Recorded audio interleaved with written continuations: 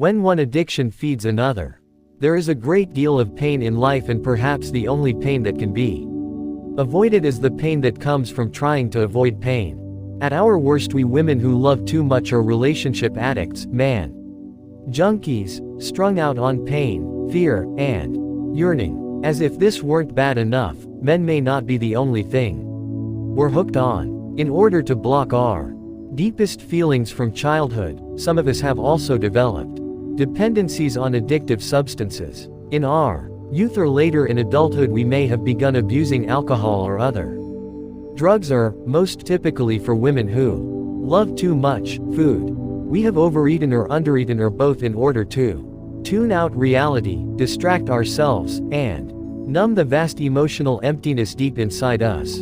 Not every woman who loves too much also eats too much or drinks too much or uses too many drugs, but for those of us who do, our recovery from relationship addiction must go hand in hand with our recovery from addiction to whatever substance we abuse.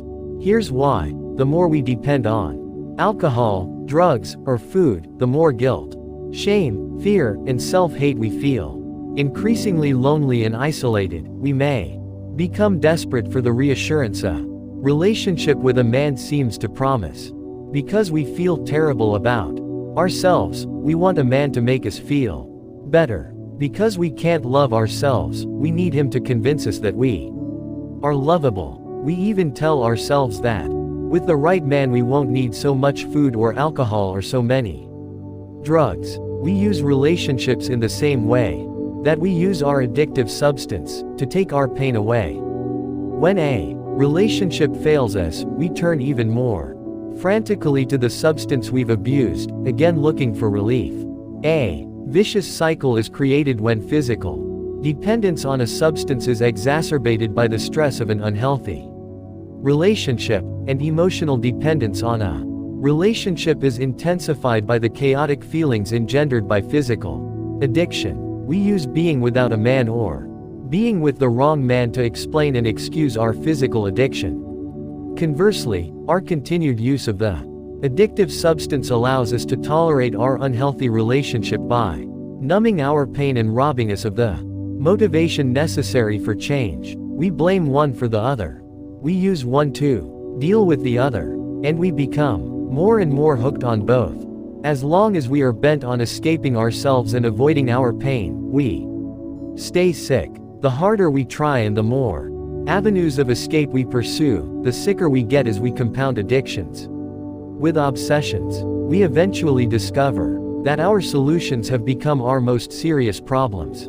Badly needing relief and finding none, sometimes we can begin to get a little crazy.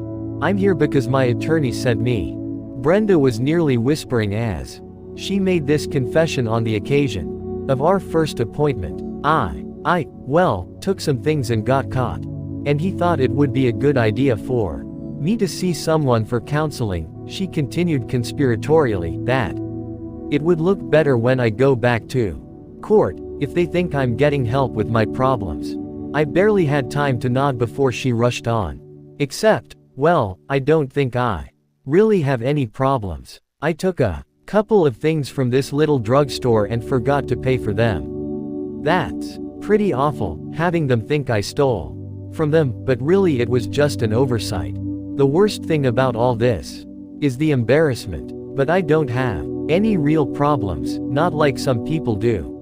Brenda was presenting one of the most difficult challenges in counseling: a client who is not motivated enough to seek help for herself, indeed who denies needing any help, yet is there in the office, referred by someone else who thinks counseling would be beneficial. While she chatted on breathlessly, I found myself tuning out the words rushing at me. Instead, I studied the woman herself. She was tall, at least 5'10", and fashion model thin, weighing at the most 115 pounds. She wore an elegantly simple silk dress of deep coral, accented with heavy ivory and gold jewelry. With her honey blonde hair and sea green eyes, she should have been beautiful. The ingredients were all there, but something was off. Something was missing. Her brows were chronically knitted, creating a deep vertical crease between them. She held her breath a lot, nostrils constantly flared.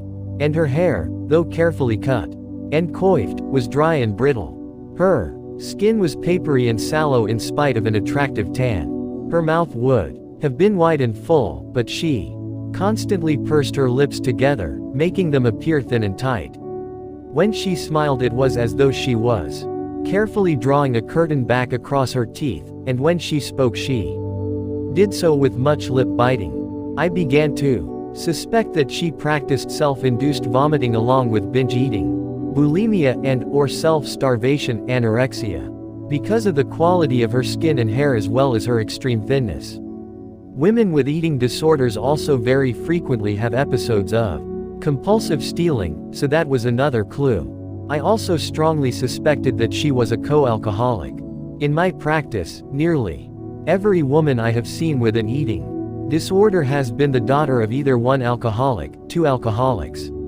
Especially those women who practice bulimia or an alcoholic and a compulsive eater. Compulsive eaters and alcoholics very frequently marry each other, which is not surprising since so many compulsive eaters are daughters of alcoholics, and daughters of alcoholics tend to marry alcoholics. The compulsive eater is determined to control her food, her body, and her partner through the force of her will. Brenda and I certainly had some work ahead of us. Tell me about yourself, I requested as gently as I could, even though I knew what was coming. Sure enough, most of what she proceeded to tell me that first day were lies. She was fine, she was happy, she didn't know what happened in the store, she couldn't remember it at all. She'd never taken anything else before.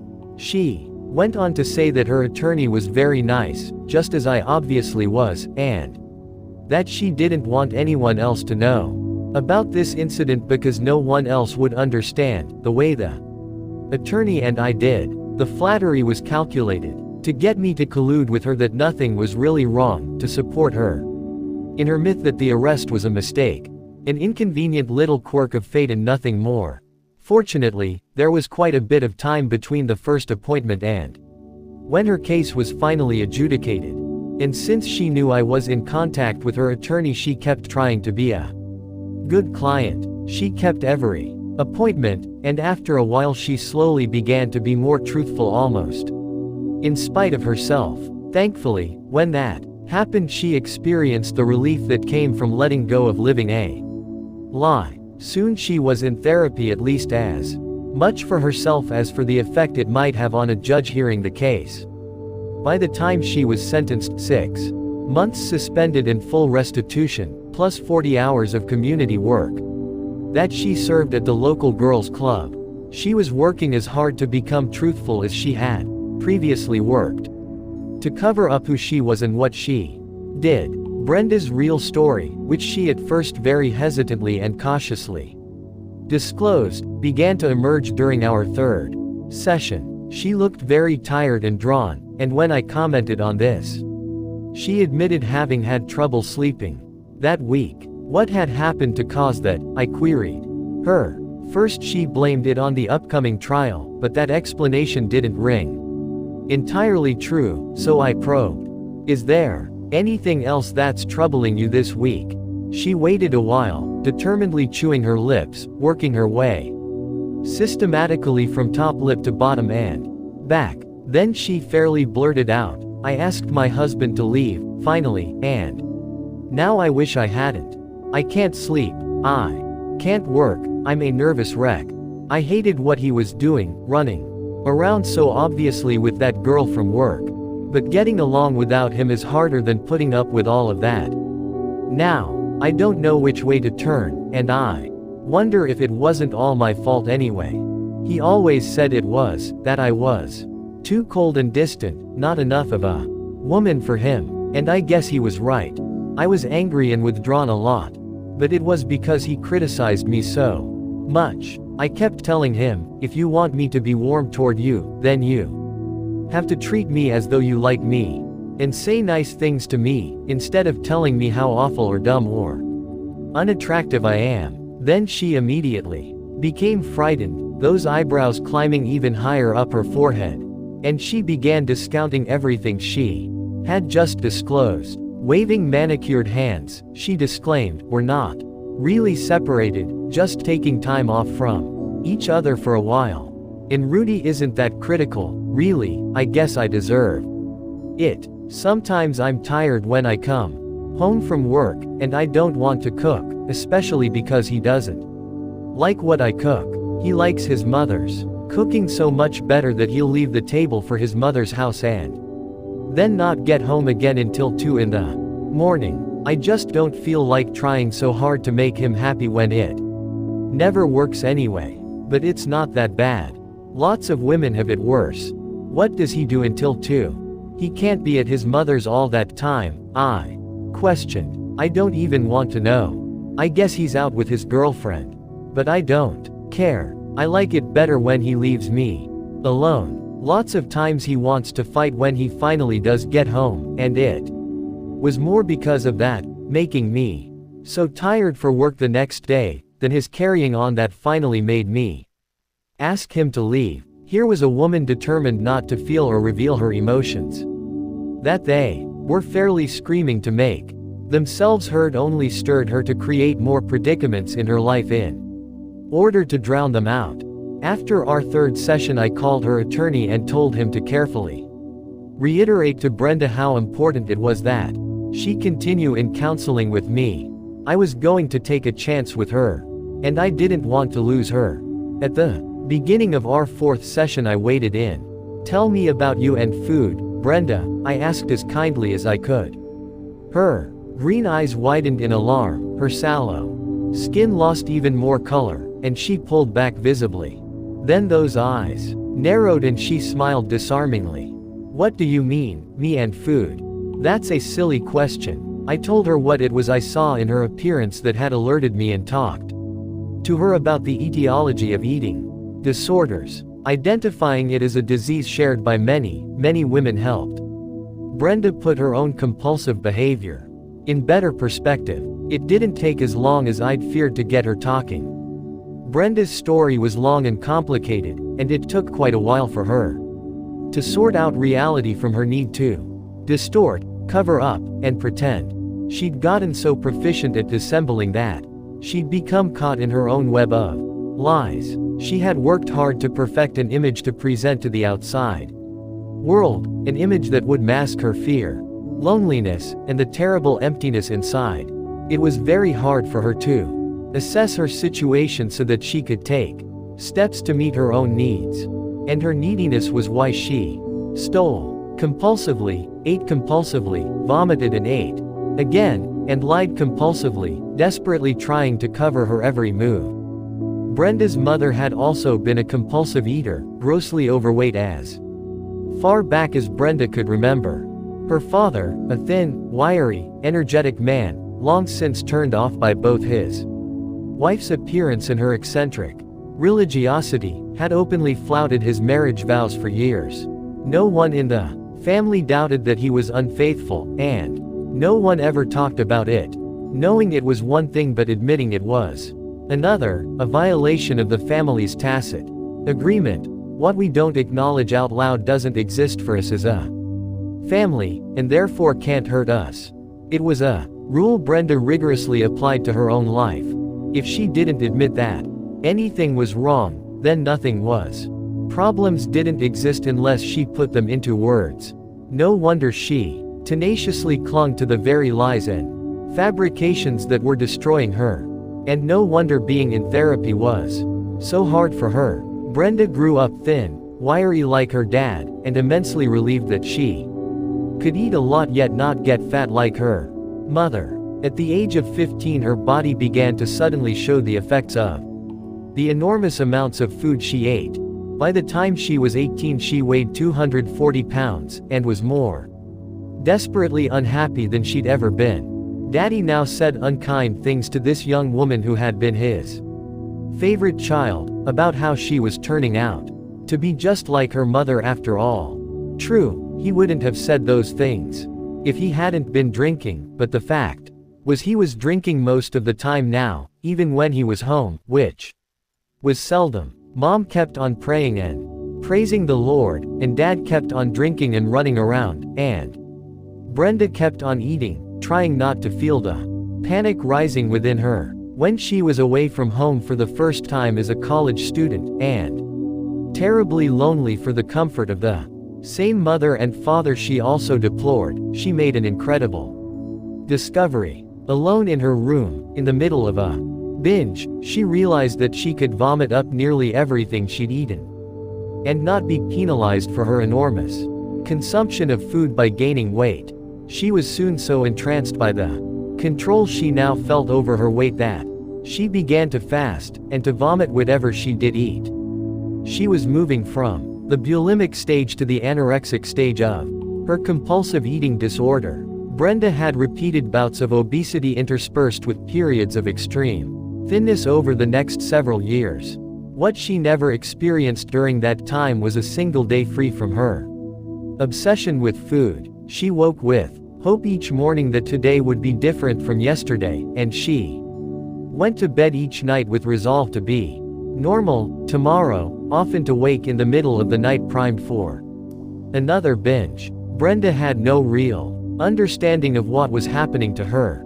She did not know that she had an eating disorder, so often present in daughters of alcoholics as well as in children of compulsive eaters. She didn't understand that she and her mother were both suffering from an allergy addiction to certain foods, principally refined carbohydrates, which almost exactly paralleled her father's allergy addiction to alcohol. None of them could safely ingest the smallest bit of their addictive substance without setting off an intense craving for more and more and more. And like her father's relationship to alcohol, Brenda's relationship to food, and especially to sugary baked goods, consisted of one long, drawn-out battle to control the substance that instead controlled her. She continued to practice self-induced vomiting for years after the time she first invented it in college. Her isolation and secretiveness became ever more involved and extreme, and in many ways this behavior was fostered by her family as well as by her disease. Brenda's family did not want to hear anything from her, to which they couldn't reply, "Oh, that's nice, dear." There was no room for pain, fear, loneliness, honesty, no room for the truth about herself or her life. Because they constantly skirted the truth, it was implicit that she should, too, and not rock the boat. With her parents as silent accomplices, she dived deeper into the lie that was her life, sure that if she could manage to look good on the outside, all would be well, or at least still on the inside. Even when her appearance was under control for extended periods, the turmoil within could not be ignored. Though she did everything she could to make the outside look good. Designer clothes worn with the latest makeup and hairstyles, it wasn't enough to still her fear, fill her emptiness. Partly because of all the emotions she refused to recognize, and partly because of the devastation to her nervous system that her self-imposed malnutrition was producing. Brenda's mental state was confused, anxious, morbid, and obsessive. In a search for freedom from this inner turmoil, Brenda, following her mother's pattern, sought solace in a zealous religious group that met on campus.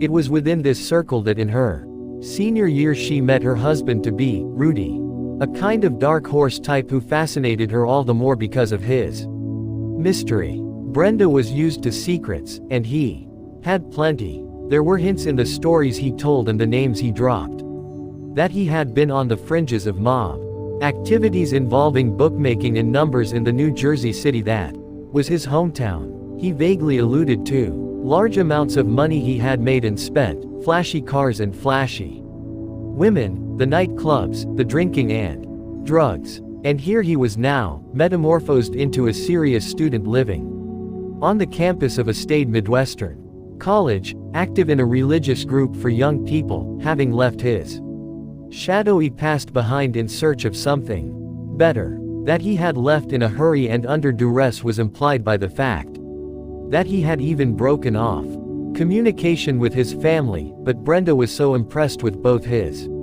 dark, mysterious past and his apparently Sincere attempts to change that she had no need to ask for detailed explanations of his past exploits. After all, she had her own secrets to keep. So these two people pretending to be what they were not, he an outlaw in the guise of a choir boy, she a compulsive eater masquerading as a fashion plate, naturally fell in love with each other's projected illusion that someone loved what she pretended to be sealed Brenda's fate.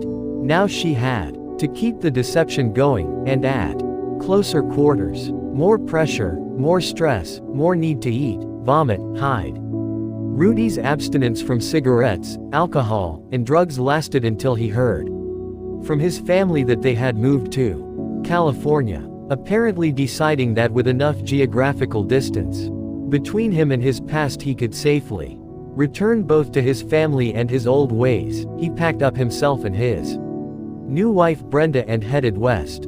Almost as soon as he crossed the first state line, his persona began to alter, to revert to what it had been before Brenda met him. Her camouflage lasted longer, until she and Rudy began living with his parents. With so many people in the house, she was unable to freely continue her self-induced vomiting.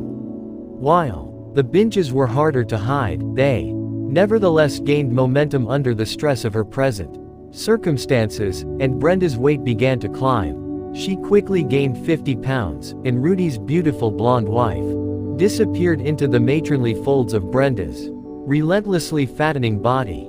Feeling cheated and angry, Rudy left her at home while he went out drinking, and looking for someone whose appearance complimented his the way Brenda's once had. In despair, she ate more than ever, promising herself and Rudy that all she needed was for them to have a place of their own and she would be able to become slim again. When they finally got their townhouse, sure enough, Brenda's weight began to drop as precipitously as it had risen, but Rudy was rarely home to notice. She became pregnant, and 4 months later she miscarried alone while Rudy spent the night elsewhere. By now Brenda was sure that everything happening was her fault. The man, who had once been wholesome and happy and had shared her values and beliefs, was like another person now. Someone she didn't know and didn't like. They argued over his behavior and her nagging. She tried not to nag, hoping his behavior would change. It didn't. She wasn't fat like her mother, and yet he ran around like her father. Her helplessness in getting her life in order panicked her. Brenda had stolen as a teenager, not with friends in a shared assault on the adult world's booty, but alone, in secret, rarely ever using or even keeping the items she took. Now in her unhappy marriage to Rudy, she began to steal again, symbolically taking from the world what wasn't being given to her: love, support, understanding, and acceptance. But her thievery only isolated her more, gave her another dark secret to guard, another source of shame and guilt. Meanwhile, the outside packaging was again becoming Brenda's greatest defense against being seen for what she was: a driven, fearful, empty, and lonely person.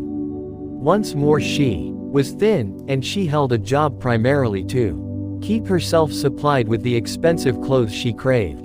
She modeled some, and hoped it would make Rudy proud of her. While he bragged about his wife, the model, he never bothered actually coming to watch her walk down a single runway. Because Brenda looked to Rudy for appreciation and validation, his inability to give these drove her self-esteem, already so marginal, even lower.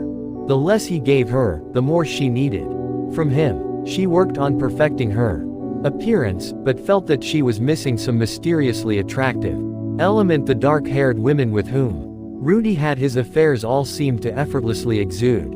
She pushed herself harder to be thinner, because being thinner meant being more perfect. She became a perfectionist about housekeeping as well, and soon was totally occupied with her various obsessive-compulsive behaviors: cleaning, stealing, eating, vomiting. While Rudy was out drinking and running around, Brenda was cleaning the house late into the night, guiltily hopping into bed and feigning sleep if she heard his car pull into the garage below. Rudy complained about her fastidiousness around the house, and rather aggressively undid the effects of her careful cleaning each evening when he came home, whether early or late. The result was that Brenda couldn't wait for him to leave so that she could clean and straighten what he'd messed up. When he left for the evening's drinking and carousing, she felt relief. Everything was getting crazier. Her arrest in the drugstore was doubtless a blessing, in that it created a crisis that got her into counseling, where she started looking at what her life had become. She had wanted to get away from Rudy for a long time but hadn't been able to let go of her compulsion to fix the relationship by perfecting herself. Ironically, the more completely she separated from him, the more ardently he pursued her, with flowers, phone calls, showing up at her workplace unexpectedly with tickets to a concert. Her coworkers, who first met him while he was playing this role, thought Brenda was foolish to leave such an adoring, devoted man. It took two hope-filled reconciliations, each followed by painful breakups, for her to learn that Rudy wanted only what he couldn't have. Once they lived together as man and wife, his womanizing quickly resumed. During the second breakup, Brenda told him she thought he had a problem with drinking and drugs. He set about getting help to prove he didn't. For 2 months he was clean and sober. They reconciled again, and on the occasion of their first argument a few days later he drank and stayed out all night. When this happened, Brenda, with the help of therapy, saw the pattern in which they both were caught. Rudy was using the deliberately created turbulence of his relationship with Brenda to both camouflage and justify his addictive pursuit of alcohol, drugs, and women. At the same time, Brenda was using the tremendous tension generated by their relationship as an excuse for surrendering to and indulging in her bulimia and other compulsive behaviors. Each used the other to avoid dealing with themselves and their own addictions. When Brenda finally recognized this, she was able to let go of the hope that she could have a happy marriage. Brenda's recovery involved 3 very important and necessary elements. She stayed in therapy, she attended Al-Anon to deal with her lifelong co-alcoholism, and she finally, with the relief that comes from surrender, immersed herself in Overeaters Anonymous, where she received help and support in dealing with her eating disorder. For Brenda, involvement in OA was the most important factor in her recovery, and the one she had resisted most vigorously in the beginning. Her compulsive eating, vomiting, and starving comprised her most serious and deep-seated problem, her primary disease process.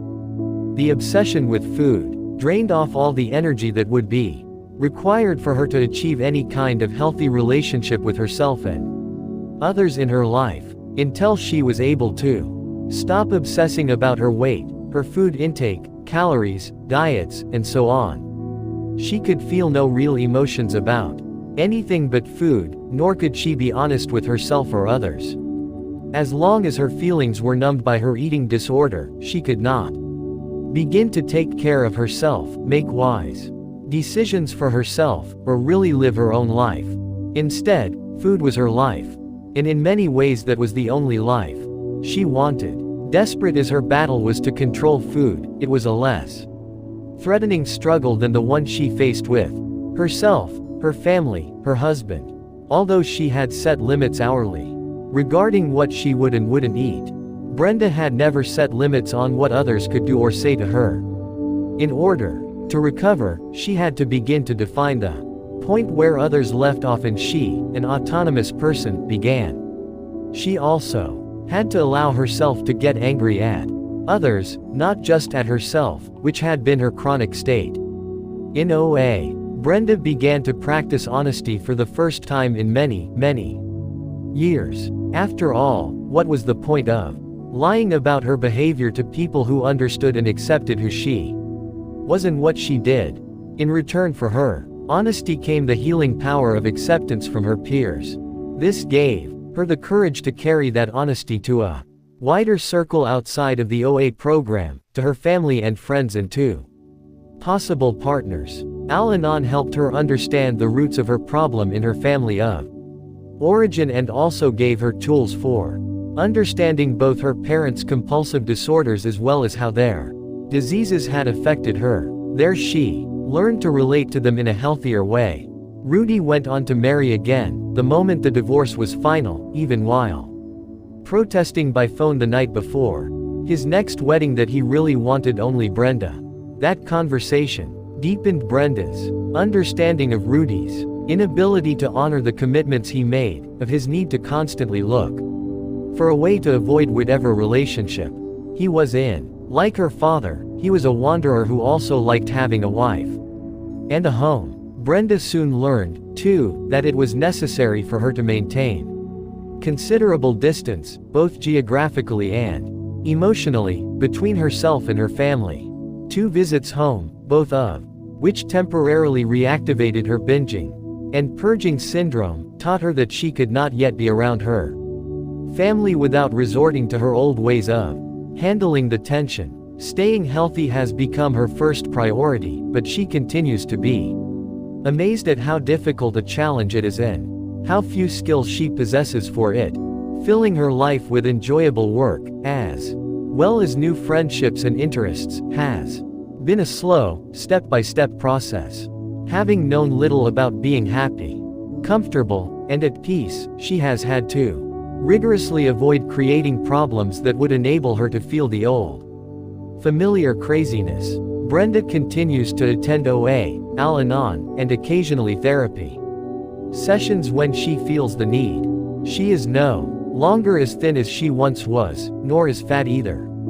"I'm normal," she howls, enjoying a laugh on herself, knowing she never will be. Her eating disorder is a lifelong disease that demands her respect, although it no longer has a stranglehold on her health or her sanity. Brenda's recovery is still a fragile thing. It takes a long time before the new, healthier ways of living feel right. Instead of forced, she could again revert to avoiding herself and her feelings through compulsive eating or through obsession with an unhealthy relationship. Because she knows this, Brenda currently interacts with men cautiously, never making a date that would require missing an OA or Al-Anon meeting, for instance. Her recovery is extremely precious to her, and she is not about to jeopardize it. In her words, "I've made it a practice not to keep secrets anymore, since that was how I got so sick in the first place. Now, when I meet a new man, if it looks like the relationship might go somewhere, I always let him know about my disease and the importance of the anonymous programs in my life. If he can't handle knowing the truth about me or is unable to understand, I see it as his problem, not mine. I'm not trying to turn myself inside out to please a man anymore. My priorities are very different. Today, my recovery has to come first. Otherwise, I have nothing left to offer anyone else."